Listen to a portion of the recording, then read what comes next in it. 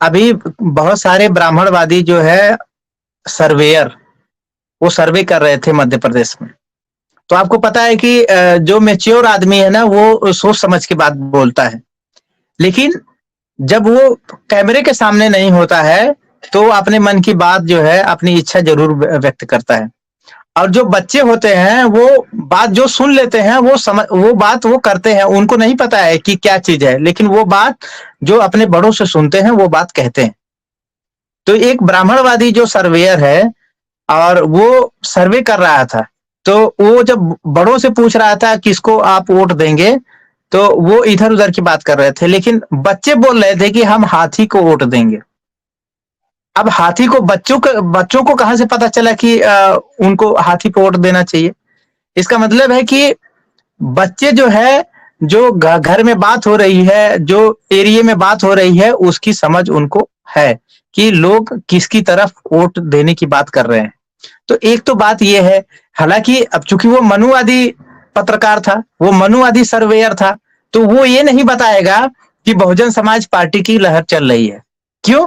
क्योंकि उसने जो पैसा लिया हुआ है, उसने जो सर्वे करने का जो पैसा लिया हुआ है, वो कांग्रेस और बीजेपी या आरएसएस से लिया हुआ है।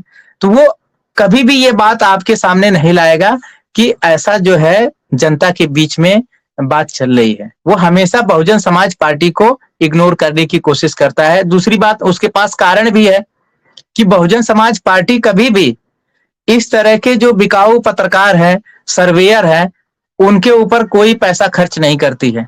इसलिए इस तरह के लोग जानबूझ के अपनी रेटिंग बढ़ाने के लिए जो पार्टियां इनको पैसा देती हैं, उनकी बात करती हैं, और जो सही बात होती है, जैसे मैंने आपको बताया, ऐसी बातों को दबा देते हैं।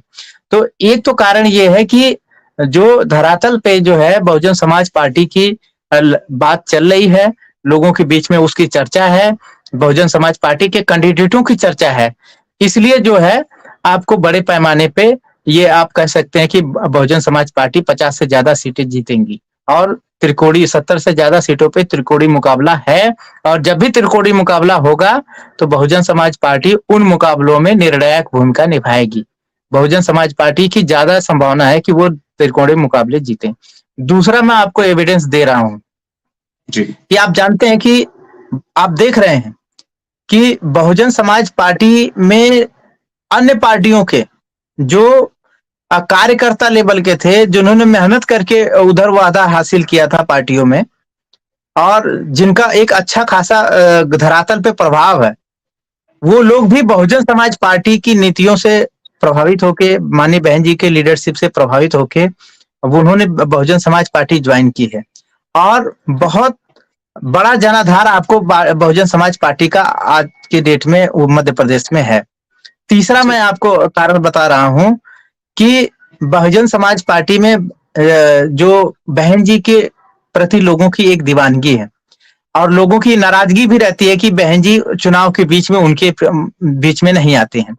अब की बार बहन जी ने मध्य प्रदेश में 9 रैलियां की हैं, और आपको पता है कि बहन जी की बातों को लोग सुनते हैं, और बहन जी के जो दिशा निर्देश हैं उसका पालन करते हैं। और सबसे बड़ी बात है कि बहन जी की रैलियों में जो भीड़ आ रही है, वो मनुवादी जो मीडिया चैनल है, उनके कैमरों में नहीं आ पा रही है। क्यों नहीं आ पा रही है? आप जानते हैं कारण? क्योंकि मीडिया चैनल क्या है, वो मनुवादी व्यवस्था के समर्थक हैं, वो बीएसपी के हमेशा से विरोधी हैं। इसको बाबा साहब ने भी बोला, मान्यवर साहब ने भी बोला, बहन जी ने बोला। बहन जी तो ये भी कहती हैं कि मनुवादी मीडिया जो करना है वो करे, बीएसपी के बारे में फेक न्यूज न चलाए। लेकिन आप जानते हैं कि तमाम तरह की फेक न्यूज जो मनुवादी मीडिया है, वो बीएसपी के खिलाफ चला रही है। बीएसपी की रैलियों में जाती है तो वो जनता को नहीं दिखाती है, वो फेक न्यूज क्रिएट करती है। तो तीसरा जो कारण है वो ये है कि एक तो बहन जी की ज्यादा रैलियां हुई हैं, दूसरे जो बहन जी के समर्थक में जो बसपा की छोटी-छोटी रैलियां होती हैं, उसमें ऐसे सैलाब उमड़ रहा है जनता का, वैसा सैलाब तो नरेंद्र मोदी की रैलियों में नहीं उमड़ता है।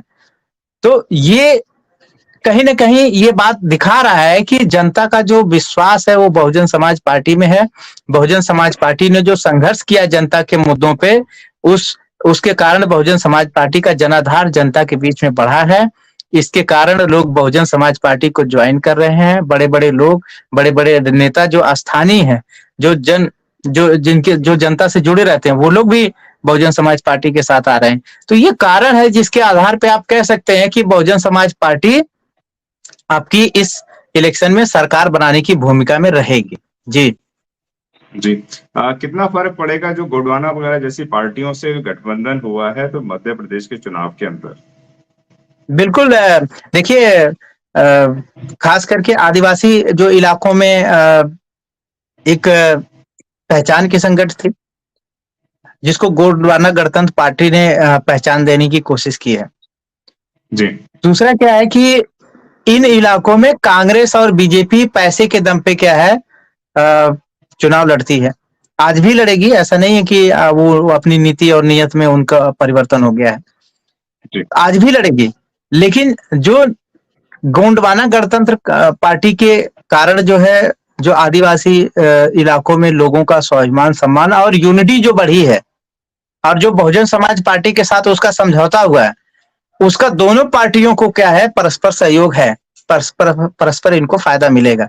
इसलिए जिन भी इलाकों में गोंडवाना गणतंत्र पार्टी मजबूत है, बहुजन समाज पार्टी को वहां फायदा मिलेगा, और जहां बहुजन समाज पार्टी का कैंडिडेट है, वहां बहुजन समाज पार्टी को फायदा मिलेगा। तो ये एकदम स्पष्ट बात है। तो यहाँ पे जो है कांग्रेस पार्टी जो आदिवासियों के वोट के सहारे जो जीतती थी, अब की बार वो त्रिकोणीय मुकाबला आपको देखने को वहां मिलेगा।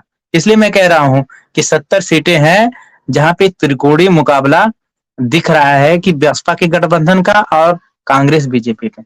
जी। जी। हम धन्यवाद करेंगे आपका जो आपने इस अहम चर्चा में हमारे साथ भाग लिया और आपने बताया कि किस तरीके से त्रिकोणीय मुकाबले को तोड़ रही है बसपा और बसपा कहीं न कहीं दौड़ में ज़्यादा आगे नज़र आ रही है। और जिस तरीके से आपने बताया कि जो वो मनुवादी मीडिया है उसके कैमरे में भीड़ नहीं आ रही है क्योंकि वह उनको प्रोपेगेंडा न्यूज़ चलानी होती है और वो पेड न्यूज़ चलाते हैं। तो इस वजह से कहीं न कहीं जो है वह मनुवादी मीडिया नहीं दिखा रहे हैं। आपने ये भी बताया कि जो बहुजन समाज के गद्दार और दलाल लोग हैं उनसे भी किस तरीके से बचा जाए। यानी कि जो समाज को बेचने का काम करते हैं, अम्बेडकरवादी की तो बात करेंगे और बुद्धिज़्म की बात करेंगे, लेकिन कहीं न कहीं कांग्रेस और बीजेपी के मंचों पे साफ नज़र आएँगे। ऐसे लोगों से भी लोगों को समझना बहुत ज़्यादा ज़रूरी होगा। अगर बहुजन समाज के लोग चाहते हैं कि वह अपनी सरकार बनाएँ, तो बाबा साहब ने अपनी स्पीच नंबर 113 में साफ-साफ कहा था कि one party, one banner, one leader जिस दिन हो जाएगा, उस दिन बहुजन समाज के लोगों की सरकार बन जाएगी। और बाबा साहब और एक बाबा साहब का विश्लेषीकरण मेरे को यहाँ पर याद आ रहा है कि बाबा साहब और सरदार पटेल या गांधी की किसी से चर्चा चल रही थी तो उन्होंने कहा था कि भई हमारे लोग तुम्हें आराम से खरीद लेंगे। तो बाबा साहब ने एक छोटी-सी बात कही थी कि जिस दिन हमारे लोग वोट का अधिकार जान जाएँगे, उस दिन आपके लोग खरीद नहीं पाएँगे। तो इस वक़्त वह लोग समझ गए हैं और तमाम बहुत बुद्धिजीवी लोग हो गए हैं, बहुत समझदार लोग हो गए हैं, हर एक की चर्चा को बहुत बारीकी से सुनते हैं, बारीकी से समझते हैं। जिस तरीके से हमारे फॉलोवर सांची ने लिखा था कि किस तरीके से जीत रही है, लेकिन वो दूसरे कमेंट में भी हमें लिख रहे हैं कि बीएसपी को हम पुराने समय के आन बान शान में देखना चाहते हैं, यानी कि बहन जी की सरकार को देखना चाहते हैं लोग। सवाल भी रखते हैं, लेकिन कहीं न कहीं जो डेडिकेशन है, वो बसपा की तरफ ज़्यादा लोगों को नज़र आता है।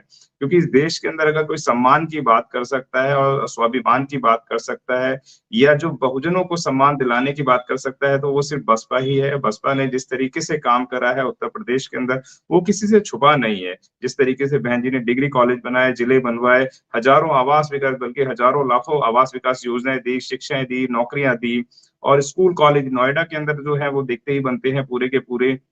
इतने बड़े सेक्टर्स के अंदर उन्होंने नोएडा बनवाया, आलीशान रोड बनाई, जेट विमान तक उतर सकते हैं और रेसिंग कार बनाया मतलब बहुत सा बहुत सारे ऐसे काम दिए बहन जी ने, जो लोग आज भी सराहते हैं और यही नहीं बीजेपी हो चाहे कांग्रेस, वह भी कहीं न कहीं दबी ज़बान में ये बोलते हैं कि शासन हो तो बसपा जैसा हो, जहाँ पे गुंडे भी अंडरग्राउंड हो जाते हैं, लेकिन दूसरी सरकारें आती हैं, तो उनको जेल मंत्री बनाने का काम करती हैं उन गुंडों को। तो लोगों को समझना है कि कहाँ वोट डालना है, ये उनका मौलिक अधिकार है और इस वक़्त वह भ्रमित ना हो और जो मनुवादी लोग आपको भ्रमित करने का काम कर रहे हैं, उन पे भी नज़र रखें। कमेंट बॉक्स पे अपने विचार हमारे साथ साझा ज़रूर करें। वीडियो अच्छा लगता है तो लाइक, शेयर, सब्सक्राइब करना बिल्कुल भी ना भूलें। अभिषेक जी बहुत-बहुत धन्यवाद आपका जो आपने इस अहम चर्चा पे हमारे साथ बात करी।